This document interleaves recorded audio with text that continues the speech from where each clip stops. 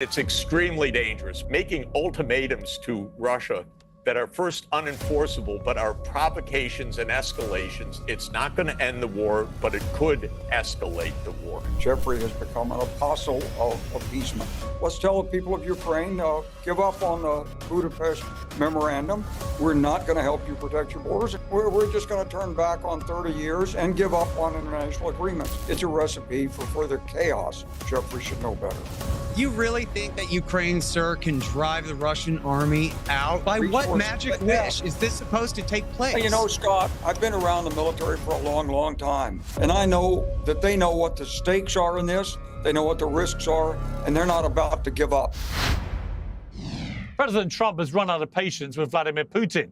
That much is clear. A 50-day deadline for the Russian dictator to end the war in Ukraine has now been cut to little more than a week. The penalty will be severe tariffs, which the US says will hammer the Russian economy. The problem is that years of sanctions were supposed to do the same thing, and they haven't. Russia's economy is actually growing because of its extraordinary spending on weapons and because oil, once bound for Europe, is selling freely in China and India. That's why former President Medvedev, a close ally of Putin, says that every deadline is a step closer to a far more dangerous situation.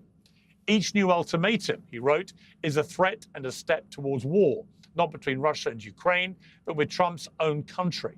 So who's going to blink first, Trump or Putin? And what happens if neither of them do, or if they both go to war?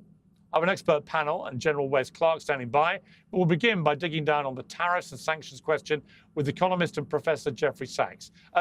Professor Sachs, great to have you back on Uncensored. I know the line isn't great to be with you. So let me just ask you, just straightforwardly, if Trump in a few days launches a massive tariff war against Russia, will it have more impact on the Russian economy than the sanctions strategy, which doesn't appear to have worked? I don't think so. I think that Trump's threats are basically unenforceable. Russia is exporting its energy to Asian countries, especially to China and India. Both have made clear that they will continue to import Russian oil. The U.S. already has demonstrated it does not have clout vis-a-vis China in a trade war. I don't think Trump's threats, therefore, really amount to an end of this war. The problem is that what the Western countries are demanding is not a peace agreement. They're demanding a ceasefire. They're not ready to talk about actually the underlying causes of the conflict. And that's very frustrating because the war could end in a day. It could end in a week if there was more honesty on both sides about what should be done. I mean, Trump clearly feels disillusioned with Putin because he feels that the tenure of their conversations they've been having bears no relation to what Putin then does. In other words, he says all the right things in the phone calls, but then immediately launches the biggest ever bombardment of Kyiv, for example, after the last call. So Trump now feels he can't trust Putin. But from what you're saying, is that because if you're Putin, you're thinking, well, why do I need to do anything here when it's obvious to Russians that the problem here is the problem they've articulated, the encroachment of NATO onto their border, they have to protect themselves, and so on, the arguments that you've put forward before, and that Putin therefore feels there's not much that America can do about this, short of actually engaging in direct military action, which they're probably betting will never happen. Yeah, Piers, you're exactly right. But a strange thing happened. In the initial discussions when Trump first came in and he sent Steve Witkoff to Moscow, they talked about real things. They talked about NATO enlargement. They talked about how that had to stop and so on. It looked like they were moving towards peace. Then the neocons all over the place in Europe and in the United States said, no, NATO can't be on the table. You can't talk about these real things. And the discussion from Trump and the Western leaders in general just shifted towards ceasefire and unconditional ceasefire. We're not going to talk about anything other than ceasefire. And Putin said, I don't get it. Well, he didn't I'm putting words in his mouth or paraphrasing. He said, but we were talking about ending the conflict. Now you're talking about a ceasefire. And the Russians have said repeatedly every day, we want to get to the root causes of this. This is not just a delay for another attack by the West. We know how many people hate us. This is clear. They hate us in Britain. They hate us in France. They hate us in the U.S. We want to get to the root causes. We don't want just a pause. And the Western leaders never came back to even a moment of basic discussion about NATO, for example. Mark Rutte, the Secretary General of NATO, concluded the recent NATO summit in The Hague by saying Ukraine is irrevocably going to be a NATO member. Well, duh. You know, how are we going to have a peace if the Western countries are basically saying we're not going to discuss anything other than what we demand? So it's a kind of a conversation of the deaf on both sides. I mean, Trump may be perturbed that he's not getting his way, but maybe he doesn't understand. The first days of discussion between the U.S. and Russia were completely different from what's happening right now. There was real discussion about the real issues of this war. I know that because I spoke with the Russian side, I spoke with the American side. It was actually moving towards a peace. It really was. Then suddenly, because of Starmer, because of Macron, because of Lindsey Graham, because of Dick Blumenthal, because of the CIA, because of everybody, they told Trump, no, no, no, you can't say anything about NATO enlargement. And all of that discussion ended. So this is a kind of a dialogue of the deaf, and it's extremely dangerous. Medvedev is absolutely right. Making ultimatums to Russia that are first unenforceable, but are provocations and escalations. Oh my God, it's sad for us. It's sad for us as watching this thing. This is not honest. It's not leading anywhere. It's not going to end the war, but it could escalate the war. Jeffrey Sachs, a rather ominous way to end that, but I really appreciate you joining us. Thank you very much. Great to be with you. Thank you. Well, turning to my panel now. Now, just to be clear, I'm away from my usual studio. I'm in New York, working on a very slight delay. So I begin with a polite request for everyone on today's panel to maybe allow each other to speak and to then respond. That would be a refreshing change to some of the more aggressive shouting matches we have got into recently. Now, General Wesley Clark, the former Supreme Allied Commander of NATO, is with me. Henry Sardaryan, the Russian state TV commentator and politics dean at Moscow University. Scott Horton, the author of Provoked and host of the Scott Horton Show. And the veteran journalist, John Sweeney, who has spent many months reporting from Ukraine, also joins me. So a stellar panel. Let me start with you, General Clark. Welcome back to Uncensored. From a military perspective, where are we with the war in Ukraine? Well, I think we're at a point where both sides are continuing to fight. Both sides are innovating. Russia continues to throw resources into it. The front line's not moving much. Destruction on both sides in depth has increased. Ukraine's able to strike deep more effectively. Russia's increasing its drone production. So you'd have to say that the war is intensifying. Professor Jeffrey Sachs was basically saying there was a deal to be done to bring an end to the war, but that at the last minute it all disintegrated because there's no acceptance on the behalf of the West in these negotiations that Russia's ultimate motivation, as he put it, for this war, which was NATO encroachment, was just not being addressed properly. Do you accept that, or do you think that is a spurious defense put up for Putin's larger ambitions? Well, I think Jeffrey has become an apostle of appeasement.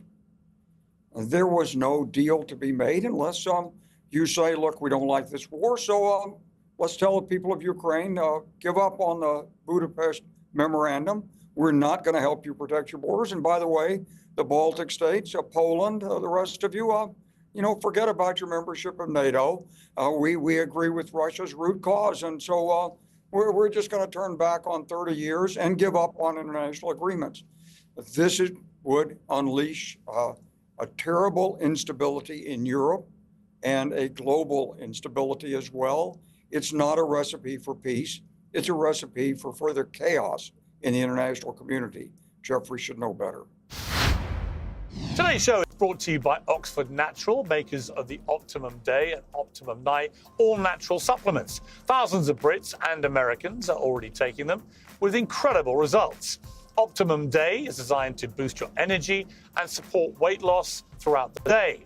Optimum Night helps you relax and get deep, refreshing sleep. And don't just take their word for it. Here are just a few of their success stories. England football legend Michael Owen lost 40 pounds. Robbie, the face of AFTV, dropped over 100 pounds. Linda, a top law firm executive, lost 50 pounds. And Anita, an immigration lawyer, shed 60 pounds. To watch their full stories and find out more, scan the QR code on your screen or visit oxfordnatural.com/Piers. And here's the best part. Use the code Piers, P-I-E-R-S, and get 70% off your first order. Get 70% off with the promo code Piers. John Sweeney, you've been to Ukraine a lot. My brother and brother-in-law both were British Army colonels. We've had long conversations about this situation. My brother was always from the start clear that he did not believe Ukraine could win this war militarily without the Americans actively getting engaged in fighting themselves, which was never going to happen. What is your sense from Ukraine's side? Because many people thought they would roll over very quickly. That never happened. They've shown extraordinary resilience in this war. But we are, as General Clark said, pretty much at a stalemate, possibly edging in Russia's side here. How does this end? It ends with Russia being crushed because Putin does not want to stop the war. But listen, the Russians have taken a million casualties, either dead or horribly maimed so that they're out of the war. And if the war stops, then maybe Russia will wake up from its zombie brainwashing state and go, what the hell was that about? Why have we lost so many people? Ukraine, in fact, has been doing your brother or your brother-in-law were dead wrong. Without American boots on the ground, Ukraine has fought heroically and bravely and incredibly inventively. So for almost my entire life as a war reporter from the late 80s, I've been dodging artillery. And that's normally in history, or certainly in the First World War and the Second World War, being hurt or killed by shrapnel from artillery was the major cause of death. Not bullets, but shrapnel from artillery. Now, in the last couple of years, from 2023, 24, and certainly this year, it's drones. And the Ukrainians led with this. Now, what's happened is the Chinese are supplying an awful lot of drones. And one of the big strategic nightmares about this is if Russia gets some kind of victory, then China will be encouraged to go and invade Taiwan. So it's absolutely in the West's interest, not just in terms of Europe, but in terms of global security. The simple point of principle, which we in Britain went to war in 1914 and then in 1939, is that no nation state should seek to get bigger by invading its neighbors. And that's a very, very good principle. And it leads to stability across the world. And Russia, under Putin, has broken that principle. And that is why there will only be peace in the world, or a better chance of peace in the world, if Russia is defeated. And the problem has been not Ukrainian courage. There's a lot of it, because frankly, if they give in, if they surrender, then it's over for them and for their nation and all the horrors that go with that. So they're going to keep on fighting, come what may. The problem is that we in the West have lacked the will to really help Ukraine, and we've lacked the common sense to understand that Putin is the killer in the Kremlin. He's no friend of ours, full stop. Okay, Henry Sardaryan, what is your response to that? Well, I hope it's not a cheerleading contest or, a place where we come for declaration. If we have to make analysis, haven't heard of any type of reports or analysis in the Western think tanks issued by the Western think tanks, which would ever consider a real possibility that Russia is going to lose on the battlefield. Usually what I see is that the Western countries should put a lot of effort in order to destabilize Russia inside in terms of our inner politics, try to overthrow our constitutional order. Usually that is the main target, which is set by those big think tanks. So for these years, maybe starting from 2014, starting with Barack Obama, we've heard that we're a small regional country with a disastrous economy and that we're going to be destroyed just like this. If the Western countries decide to start sanctions against our country, then Russia is going to be destroyed. And that started in 2014. And up until now, each year there are interviews and panels like this, which are usually discussing how is that possible the Russian economy is growing, Russian army is growing, etc., etc.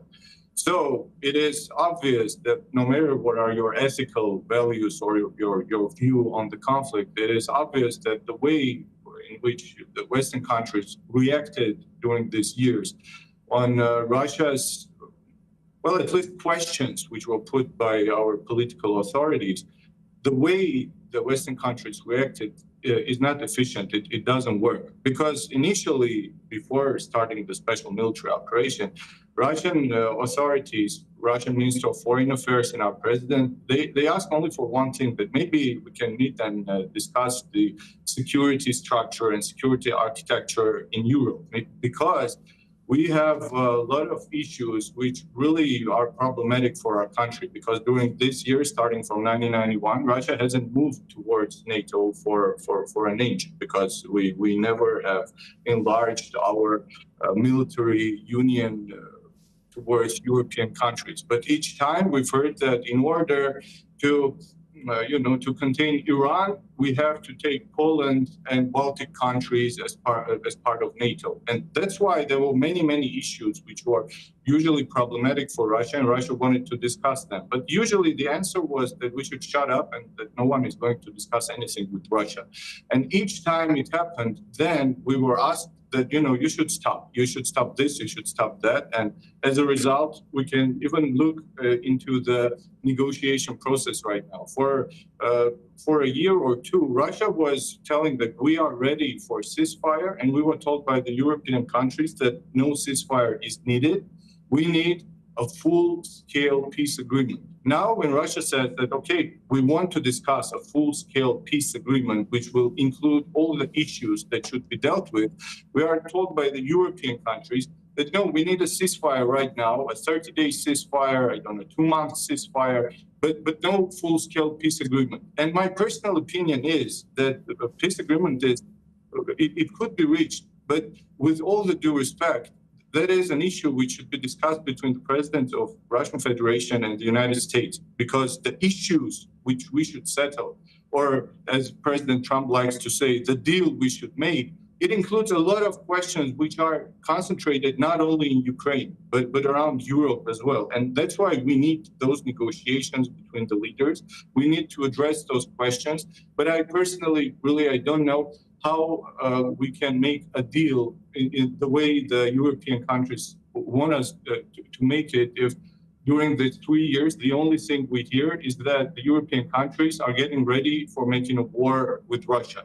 I hear it each time from German Chancellor, which says, or the German Minister of Defense, that in 2029 we are going to have war with Russia. I think that's not the best rhetorics we need if we are going to reach a peace agreement. Okay, before I go to you, Scott Horton, I know you've been waiting patiently. I just saw you gesticulating with facial expressions there that suggested, John Sweeney, you weren't entirely agreeing with what you were hearing there. So very quickly respond. Yeah, well, we've just been listening to the Kremlin's dross. The reason why the Baltics and the Poles, for example, do not want to be any part of the Russian world is because the map of Eastern Europe that Putin wants to go back to was drawn up by Adolf Hitler and Joseph Stalin in the Midnight Pact of 1939, the Nazi-Soviet Pact. And in that, the Nazis got Western Poland And the Soviets under Stalin got Poland, Eastern Poland and the Baltic states. And then after the Second World War, pretty much the whole of Eastern Europe. So guess what? The moment the Soviet Union collapsed, all of those countries wanted to join NATO, which is a defensive organization, because they didn't want to be invaded by Russia again. Russia is not a democracy. It's a fascist state.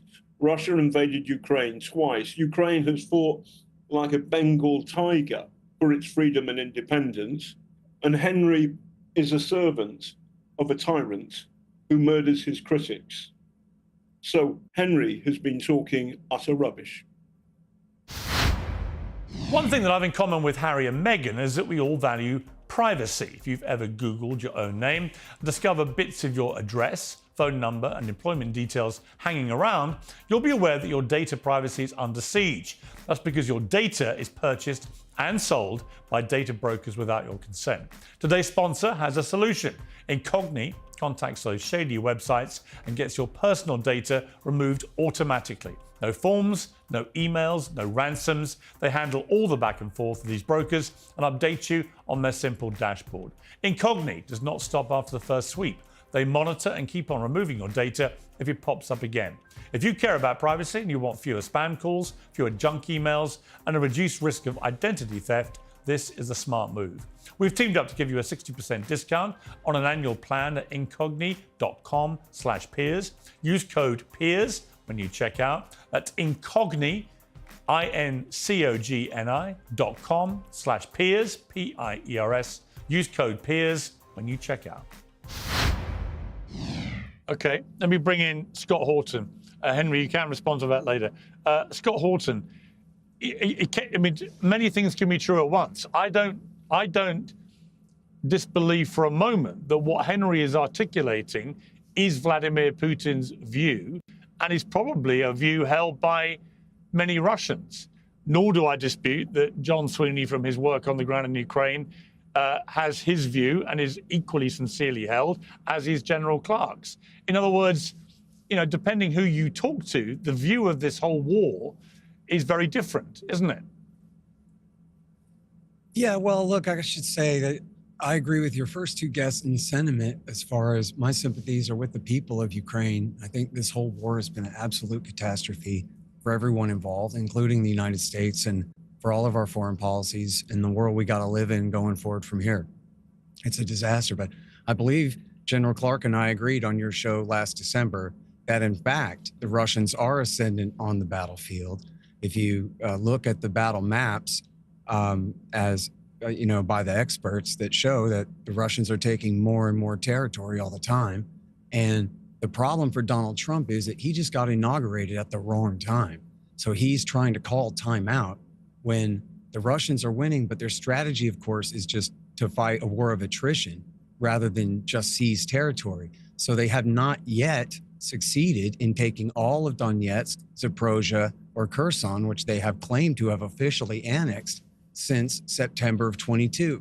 And so what's happening is the Ukrainians are just losing more men and more lives as the thing goes on. And Putin essentially has no real reason to quit now.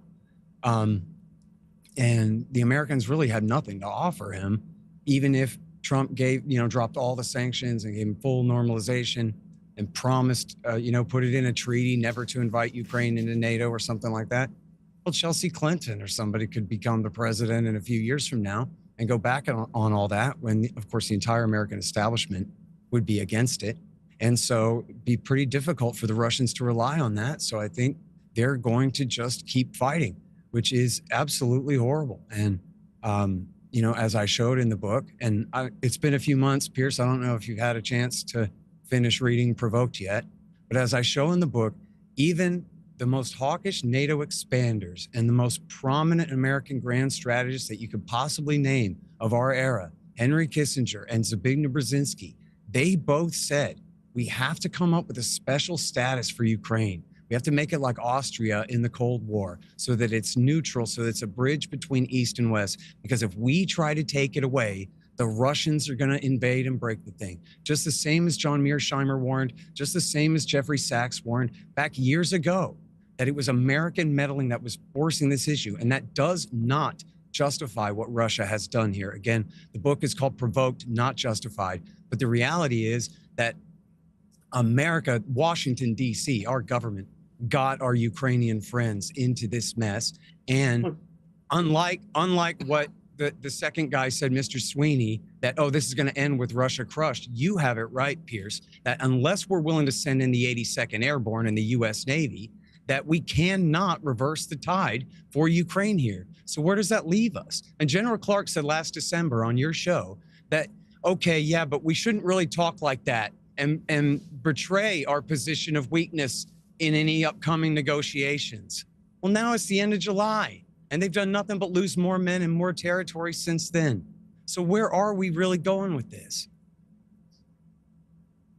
Yeah, I mean, General Clark, I mean, historically, Russia has shown a remarkable patience when it comes to warfare. They will keep going and withstand losses that many other countries would simply not tolerate to achieve their aims. I'm not quite sure why, looking at the state of this war, why people would think that Russia are about to be crushed. I don't really see evidence of what John suggests there. And from a military perspective, unless America gets involved in a more direct manner, isn't the reality that Russia's military vastly outweighs Ukraine's and therefore is highly unlikely to lose? You know, I think it's, I think this is like saying, Piers, in 1942, when Germany was at its maximum penetration of the Soviet Union, that no one could see how it could possibly be turned around, that the 1,000-year Reich was going to be there. And you would have told Stalin, why don't you surrender? I mean, why lose all this territory? Why risk Moscow? Why don't you surrender?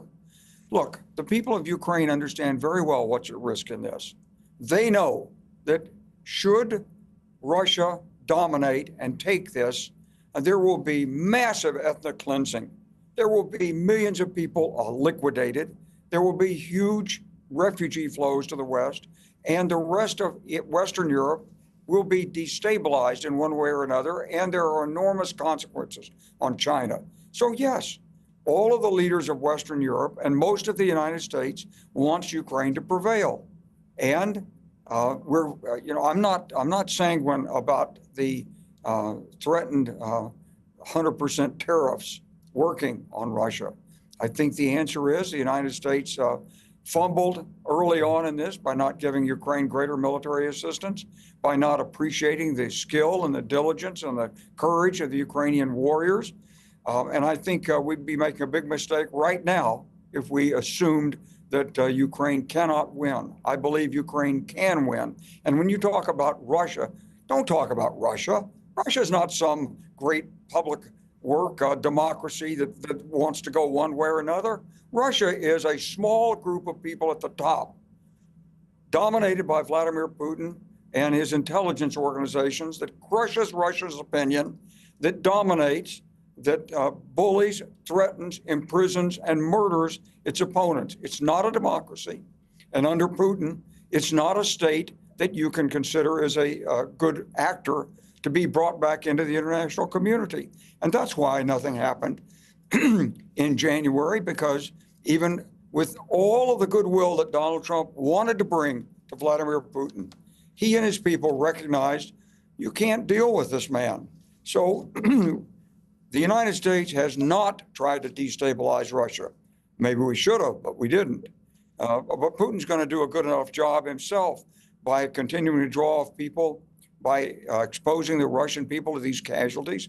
Already, St. Petersburg, Moscow, people know what this is about.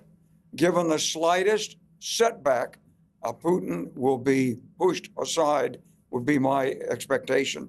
So he's afraid to have a ceasefire. He's afraid to pull back on his objectives. He's afraid to let the Russian people know the truth about the sacrifices there. So let's not say Russia is don't look at this like there's Russia, there's Britain, there's France. No, there isn't. There's France, there's Britain, there's the United States, and then there's Putin. He General, you really think that Ukraine Hitler represented everybody in Germany. You really think that Ukraine, sir, can drive the Russian army out of Luhansk and Donetsk, Zaporozhye and Kherson, and even Crimea to retake every last inch like in the promises? By what magic wish is this supposed to take place? You know, Scott, I've been around the military for a long, long time. And I've been around some of the people in Ukraine for a long time. And I know that they know what the stakes are in this. They know what the risks are, and they're not about to give up. And when you have people who believe that fervently in what their future is, don't write them off, okay? And it's not in your place to be saying, oh, we don't think you can win. We know you want freedom. We know Putin's a bad guy, but we're going to give up on you. We're not going to give up on Ukraine if we can summon the will of the West. This is our civilization Ukraine is fighting General, for. Just a second, Scott. Just a second. You give up on Ukraine. The next thing is the Baltics. And by the way, the Russians have already published video propaganda showing how Russians would parachute into Gotland, take Gotland, surround the Baltic states, demand that NATO move out and dare us to, and then threaten nuclear weapons. These plans are in the books. So look, I appreciate your sympathies. I know you're trying to find some area of agreement with me, but look, this is a battle that the West must face up to and face down Mr. Putin. Okay, but the thing is, you correctly deny that Russia is this single organism, but you talk about Ukraine as though it is, when in fact, we're talking about a conscript army, and according to the Associated Press and the New York Times, with hundreds of thousands of deserters, people in the hundreds at least drowning in the river trying to escape from Moldova, conscript press gangs kidnapping people off the streets. This is like Woodrow Wilson saying, oh, the people of America have volunteered en masse. Here's the thing you may not understand. It's not true. If you look at what happened in Maidan last week, when President Zelensky said, I think we'll get rid of the Anti-Corruption Commission, there were tens of thousands of people out there. Good point. Ukraine will fight for its independence. It does. Look, and let's be clear about something else, Scott, and to all those who say, including our guest from Russia, the United States did not in 2014 demand that Ukraine come in to NATO. In fact, it had been dropped really since 2008. All the Ukrainians wanted was to be out from under the thumb of Russian corruption.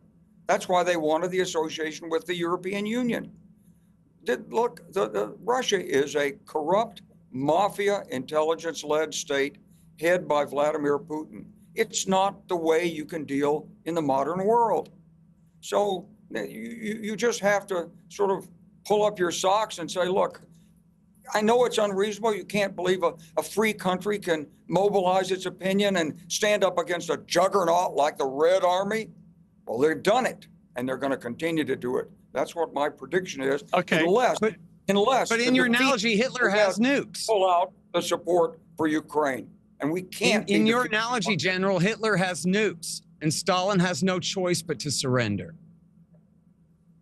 I'm not going to deal in analogies like that, Scott. It would take the Western allies to intervene. It would take the Western allies to directly intervene, and we can't. Scott, I know, for example, I actually, there's a friend of mine who's a Ukrainian soldier, Vladimchenko, who arrested me for being a Russian spy, rather comically, on day 2 of the big war, and I saw him very recently, and he's still fighting for Ukraine, as are all his friends. And he has, now let's be clear about this, in 2022, the Russians invade and they take a fifth of Ukraine, and they've got still a fifth, and they've got a little bit more, but not much more. So why aren't they in Kyiv? Why is the Ukrainian army fighting so strong? Why can you answer that question? Why has the Ukrainian army managed to stop the Russian army from taking the capital? Is it because they believe in what they're fighting for? Is it because they believe in liberty? Sure. And someone like you, sir, you're like Lord Haw, broadcasting as if you're from Nazi-occupied Berlin. Come on. You're like George W. Bush saying we can't cut and run now or our boys will have died in vain, so we have to stay in the war. That's what you're like. I don't know, but there are ordinary Ukrainian soldiers are fighting for their country and their idea of freedom. Ordinary Iraqis were fighting with Americans for their faction against the other side. We can't leave you're now. not listening to me. I mean, I It's the don't same know thing. whether there's a... Listen, mate, It's the I don't know same whether there's a KGB guy underneath your table holding your balls. Oh, or give me a something break. like That's this. really all you got. Oh, really? Oh, so I can tell you, for Russian people, I know who are critical of Vladimir Putin. What percentage of the army are conscripts in Ukraine? Natasha Esmerova, Boris Nemtsov, Alexei Navalny, all shot or poisoned, right? Yeah. Now, you cannot say this about the critics of Zelensky. The critics of Zelensky were out in the streets of Kiev in their tens of thousands. A lot of critics of Zelensky have been charged with treason and kidnapped. And use of the imprisoned. Kremlin, which is a dictatorship. Yeah, a lot of dissidents in Ukraine Okay. have been rounded up and put in prison. Let me give Henry a chance to respond. First of all, Henry, Sure. John Sweeney said you're a servant of the fascist state. What's your response to that? I think it's getting too personal, and I don't think that's a serious question to answer, because if you want, I can describe you what fascism is, because I'm a specialist on Italy's history, so I can give you a very qualified answer what fascism is. And maybe the modern leftist liberal ideology is going to be the exact analogy of what fascism is. But believe me, Russia is, you're just using the Western approach towards trying to describe any nation in the world according only to the Western view on itself and on its own history. The world is not divided into three political regimes, which were described by the Western political philosophy. And then each time any country is analyzed, it's either liberal democracy, or it's going to be authoritarian or totalitarian state, which is nonsense and doesn't describe the world in the whole variety of the different models which exist there. Also, I would like for Okay, Mr. but let me Sweeney, ask you a different question. Can All right, but I Henry, just let me make ask you a different comment question. on the thing Mr. Sweeney told before, because you told me I can react. Yeah. Just one sentence, please. Mr. Sweeney, I guess you were a little bit emotional. That's why you made a historical mistake when speaking of Poland and its borders. If you don't like the borders of Poland, which were drawn by Stalin, it's going to be twice smaller, because Poland in its actual borders were really drawn by Stalin, as well as the Baltic states, as well as all the post-Soviet Union states. They were drawn, I don't know, fortunately or unfortunately, by Stalin. Then the Soviet Union and the Eastern Bloc collapsed right exactly in the borders drawn by Stalin. So if you don't like Stalin's borders, it's going to be the borders of the Russian Empire, which are much bigger. I don't think you would like it more than the Stalin's one. So that's just my comment. Please, Piers, sorry.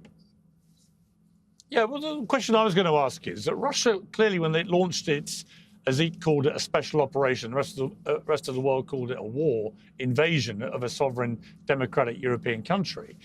But when it did that in 3 years ago now, there was an expectation on the Russian side. It would steam into Kyiv and it would take control. Zelensky would go, they would overthrow the government and they would take charge. And that didn't happen. And here we are, 3 years later. Yes, Russia's a nuclear power. Yes, it has a massive military. Yes, the sanctions haven't really had much impact. In fact, Russia's economy has survived and actually thrived, you could argue, pretty successfully through all this, which makes me think the tariffs may not work either. But it does beg the question, if Russia is so powerful and has right on its side, why is it struggling so badly to win this war? Well, first of all, the difference between special military operation and war is the scale. The general is much more experienced than I am in this question. Maybe he would confirm this, but we didn't have mobilization in our country only once for 300,000 people. And then all of our military servants, they went for a voluntary contract. We didn't have obligatory mobilization in contrast to Ukraine. That's the first thing.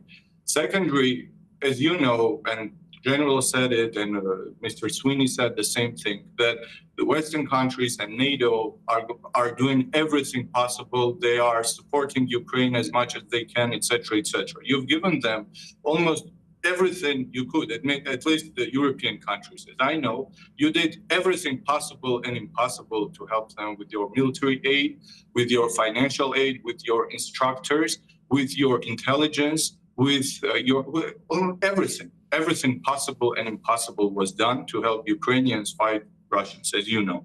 So in reality, Russia, with its special military operation in the territory of Ukraine, we are facing the NATO instructors, we are facing NATO tactics, we are facing NATO weaponry, we are facing financing given by the Western countries. And each time we hear that even the Western leaders, they say that if we stop financing Ukraine for 1 week, the war is going to be over because Ukraine is going to collapse. That's why I think when you ask why Russia it takes so long for Russia to reach the objectives, you should understand that Russia at this moment is combating the full scale, the possibilities of NATO as a military union, although NATO officially doesn't involve in this country, but still we know that almost everything it could do, it's been done during these 3 years, or almost 4 years, for Ukraine. That's the second thing. Third thing, I want to stress it out that each time it is said that Russia was going to overthrow the political power in Ukraine in 3 days, and it was going to take only 3 days to take Kiev. That is the commentary which was made for tens of times by British political authorities. You can never find a single video when Russian political authority, I don't mean journalists or speakers or experts, but Russian political authorities never said it's going to take 3 days, 4 days, 1 week, 1 month, or 1 year.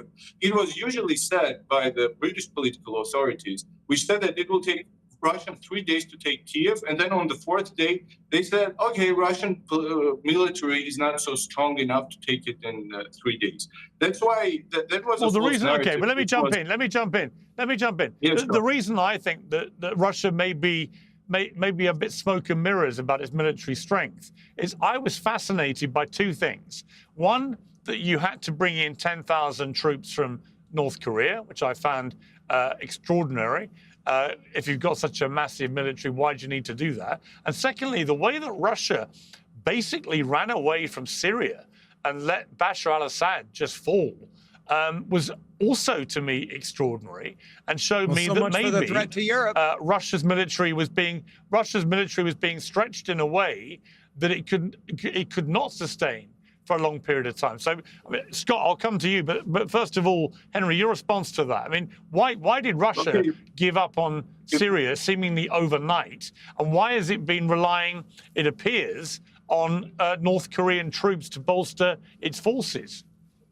Okay, well, I think you're a very intelligent person to understand that if Russia has 2 million personnel army, 10,000 Koreans are not going to influence the battlefield so much. So why use them? I will answer, sure. I will surely answer it, because that's a very big gift for Korean army, because they have an opportunity to gain experience in fighting the technologies, which is going to be, I think, pretty useful for them in the future.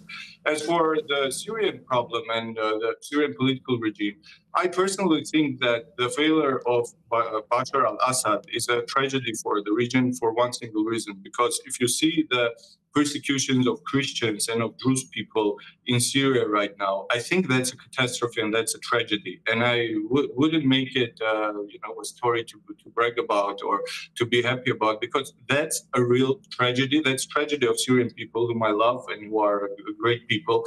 They had a lot of problems which maybe Bashar al-Assad should have dealt with before and could have dealt with before. But I'm sure that when you bring ex-jihadists as the democratic opposition and you call them progressive jihadists, they come to power and start persecutions of Christians and of Druze people in Syria. I think that's a real catastrophe for anyone. It doesn't matter if you like Bashar al-Assad or not. That's a real catastrophe. All right, let me bring Scott in. Scott, you wanted to say something before. Oh yeah, just about, the Russian troop strength and all that, and why the war is taking so long, which Mr. Sweeney had asked me as well. Yeah. It's General Clark's former right-hand man, Colonel Douglas McGregor, and his former guy, Lieutenant Colonel Danny Davis. They are both active war analysts, and they have said all along that the Russian strategy is to fight a war of attrition. In other words, to move very slowly and just take the land with artillery and airstrikes and try to spare their guys by chewing up the other guys, rather than simply just moving to take land for its own sake. Because once they're done breaking the Ukrainian army, if that point ever comes, then they can walk around and go wherever they want. And so that it's a war of attrition in that sense is part of their strategy. So at the same time, though, I think it is pretty clear that if they could just go in there and snap pow, take whatever territory they wanted, no problem, then they would do that.